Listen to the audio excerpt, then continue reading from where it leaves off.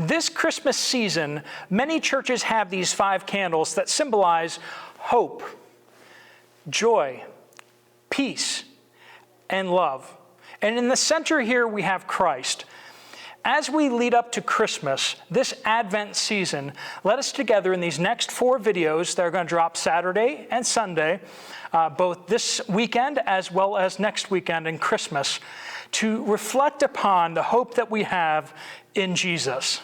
And this week we'll focus on peace. Peace is the wholeness, the unbrokenness, both inside and in our relationships. Not just peace with others, but also peace inside of us. You could almost label it as contentment. This Advent season, we joyfully come and we have our decorations, we have our lights, our candles, our Christmas trees. But the main purpose is the manger where Jesus was born. Let's pick up in Luke chapter 2, starting in verse 1. If you need to pause to get there in your Bibles, do so. You're probably very familiar with this passage. Now, in those days, a decree went out from Caesar Augustus that a census be taken of the inhabited world. This was the first census taken while Quirinius was governor of Syria, and all were proceeding to register for the census, everyone to his own city. Joseph also went up from Galilee, from the city of Nazareth to Judea, to the city of David, which is called Bethlehem, because he was of the house and family of David, in order to register along with Mary, who was engaged with him and was with child. While they were there, the days were completed for her to give birth, and she gave birth to him, to her firstborn son. And she wrapped him in clothes and laid him in a manger, because there was no room for them in the inn. In the same region, there were some shepherds staying out in the fields and keeping watch over their flock by night. And an angel of the Lord suddenly stood before them, and the glory of the Lord shone around them, and they were terribly frightened. But the angel said to them, "Do not be afraid, for behold, I bring you good news of great joy, which will be for all the people. For today in the city of David there has been born for you a Savior, who is Christ the Lord. This will be a sign for you that you will find a baby wrapped in cloths and lying in a manger." And suddenly there appeared with the angel a multitude of heavenly hosts, praising God and saying, "Glory to God in the highest, and on earth peace among men with whom he is pleased." When the angels had gone away from them into heaven, the shepherds began saying to one another, "Let us go straight to Bethlehem then, and see this thing that has happened, which the Lord has made known to us." So they came in a hurry and found their way to Mary and Joseph and the baby as he was lying in the manger. When they had seen this, they made known the statement which had been told them about the child. And all who heard it wondered at the things which were told them by the shepherds. But Mary treasured up these things, pondering them in her heart. The shepherds went back, glorifying and praising God for all that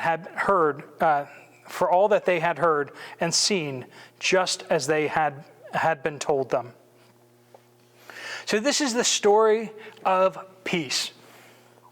We oftentimes look for a political Messiah to rile up the other side, to win victories.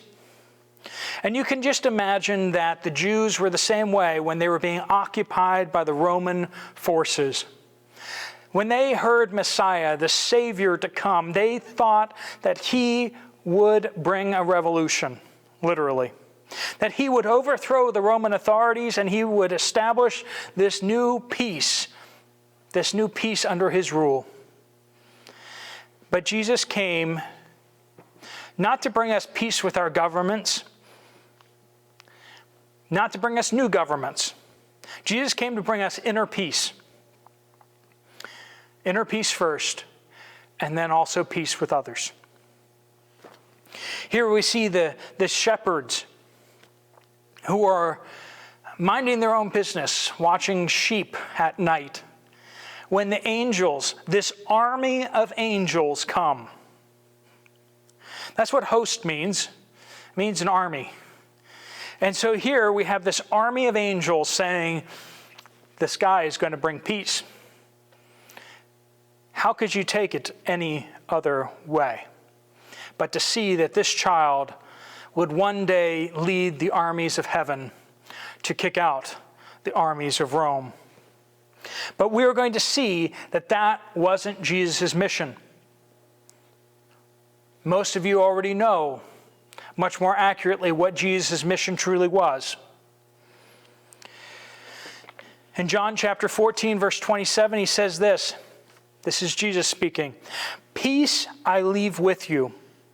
My peace I give you. I do not give it to you as the world gives. Do not let your hearts be troubled, and do not be afraid." It's about being at peace with God and with others. That's the real challenge. I've known a lot of people who are very strong fighters. They could beat up most people. But they also usually didn't get along all that well with other people too. I don't know why the aggressiveness also makes it hard for people to get along. They would bristle at this slight or that slight. And perhaps you've known people like that as well. Not to say that everyone who is capable of harming others is like that, and they should not be. But Christ did not come to make us powerful, make us strong, to overthrow the government, but rather for us to learn to live with each other. Now remember, this is the Christ who was crucified and died, that when they asked him to defend himself, he was silent. Not silent because he had nothing to say, but rather silent because it was not his purpose. He did not feel the need to speak. This is the man who, when he spoke, creation leapt into existence. When he spoke, the waves and the wind stopped. When he spoke, men got up who were lame, who could not walk, they walked. They could not speak, they spoke. With his very words, he healed people of things that we can't even really understand. Yet he was silent before Pilate. Proverbs 3:5 says, "Trust in the Lord with all of your heart, and lean not on your own understanding. In all your ways acknowledge him, and he will make your paths straight." When we trust in the Lord, we do not feel the need to do battle for ourselves. For thousands of years, Christianity has raised up Christians who did not feel the need to defend themselves, even when faced with death. They gladly took the punishments, took the beatings, took the executions, and said, "I will soon be with my Savior in heaven." They did not fear because there was nothing that this world could take away from them. God had already given them peace in their heart. Remember, as I said, peace is wholeness, unbrokenness, peace with others, but also peace with God. When we have anxious thoughts, when we are worried, when we are spun up, we are not at peace. It's as though we're at war amidst ourselves. This thought thinking this way, and this thought thinking like this. You know, sometimes it's almost like there's a conversation happening. Sometimes it's like an argument with people throwing frying pans and pots and pans. We can get so stressed out because of a conflict within ourselves, and then when we add a conflict from someone that we love or someone we care about, it can make everything seem like there could never be peace. But in Christ, we can find this peace, not only inside of ourselves, with God, and with others. But where does this all come from? Well, let's hear a description of peace. You're probably familiar with this passage in Psalm 23. A description of what peace with God and in life sounds like. The Lord is my shepherd, I shall not want. He makes me lie down in green pastures. He leads me beside quiet waters. He restores my soul. He guides me in the paths of righteousness for his name's sake. Even though I walk through the valley of the shadow of death, I fear no evil, for you are with me. Your rod and your staff, they comfort me. You prepare a table before me in the presence of my enemies. You have anointed my head with oil. My cup overflows. Surely goodness and loving kindness will follow me all the days of my life, and I will dwell in the house of the Lord forever. This Christmas season, and this season leading up to Christmas, can you honestly say that your cup overflows? That the blessings of the Lord pouring into your life are so generous and so overwhelming that it makes all the troubles around you seem so small in comparison? Is God enough for you? Has he blessed you beyond measure? I'm not talking about all the problems going away. I'm talking about inside. You have this peace. And in that, your cup overflows. It says, in the presence of your enemies, he prepares a table for you. The enemies aren't gone. The enemies are still there. And yet you are there smiling contentedly at them because you have all that you need. There's nothing that they can do to you. Because surely goodness and loving kindness will follow me all of the days of my life. And I will dwell in the house of the Lord forever. Was David suggesting that he would not die? No, David was suggesting that after he died, he would dwell with the Lord forever. Where will you spend eternity? We all kind of think about that as these years tick by, don't we?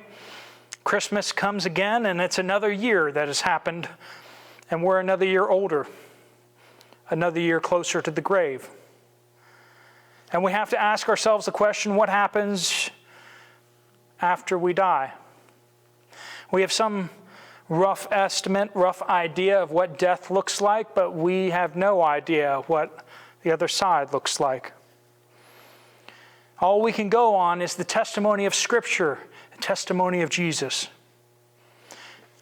And this is what he testifies through the Apostle Paul in Romans 3, verse 23. I challenge you to look up these verses if you're not familiar with them and read through them again, or replay this section again as many times as you need to hear it. In Romans 3:23, it says, "For all have sinned and fall short of the glory of God." You and I are not good people. You know, I know we like to say, oh, those people over there, they're good people. But in the end, it says every single person of us has sinned. Every single one of us has fallen short of the glory of God. When we measure ourselves against God's perfection, we are not good. We are, in fact, evil and rebellious. God has created this whole earth. Jesus spoke it into being, and then he spoke to us and said, "Thou shalt not, and thou shalt." And yet we have broken these very commandments. When all of creation, matter and particles leapt into being at the express command of Jesus at creation, yet when he spoke to Moses on the mountain with the law, you and I have broken those laws. We have lied. We have stolen. We have used the Lord's name in vain. We have broken these commandments, and it shows that we are more rebellious than anything we can see around us because we knew what we ought to have done, and we did not do it. We knew what we ought not to do, and yet we have done it. We each have sinned, and we are not good people. But you say, Steve, how serious is it that we have sinned? In Romans 6:23, it says, for the wages, or the penalty, or what we've earned because of sin, for the wages of sin is death, but the free gift of God is eternal life in Christ Jesus our Lord. For the wages of sin is death. That's how serious it is. You and I will physically die because we have sinned. But more importantly, we will die eternally because we have sinned. We each deserve to be cast into hell because on Judgment Day, we will not be found good people. We will be found rebels who have rebelled against God. But you see in there that hope, the free gift of God is eternal life in Christ Jesus our Lord. Romans 5:8 says, but God proves his own love for us in that while we were still sinners, Christ died for us. If you say, I must clean myself up before I come to God, the answer is no, no, no. For he, while we were yet sinners, each and every one of us were sinners. That person that preaches or does missionary work, they were sinners when Christ died for them too. Jesus cleans you up. That's not your job. Jesus will clean you up. He will make you righteous. And then he will bring you along for the process of becoming more and more like him for the rest of your life. But when it comes to judgment, he makes you clean forever with his word. Ephesians 2:8-9 says, for it is by grace you have been saved through faith. That's how we're saved, through faith. And this is not from yourselves. It is the gift of God, not by works, so that no one can boast. You don't earn it. Jesus earned it. You don't clean yourself up so that you're worthy of it. You will never be. No matter how much you clean yourself up, you cannot undo the things you have already done. But Jesus can undo it because he has taken your sins upon himself and upon the cross where he died for you. By free gift of his grace, he makes you clean if you will believe in him, if you will trust in him. Just like a chair that we sit down on to prove that we trust in the chair. We can discuss it, but until you put your weight upon it, put your trust on it, and prove it, you do not truly trust it. So do you have peace with God? Have you placed your trust in him for your life and for your eternity? If you have not yet, all you need to do is to ask God for two simple things: to forgive you of your sin in Jesus' name, and to take away your sin. That's your life of sin, right? Take away the consequences of your sin and to take away the sin from your life. If you pray those things, he will answer you, because that is what Jesus has purchased for you. A life that is new, a new creature, a new life. He will take away all the desires and all of the inclination that will drive you towards sin. Will you still sin? Of course you will. Of course you will. We all still sin. But now you will want to do what is obedient to him. And on that day where you die, he will make you perfect to be with him for eternity.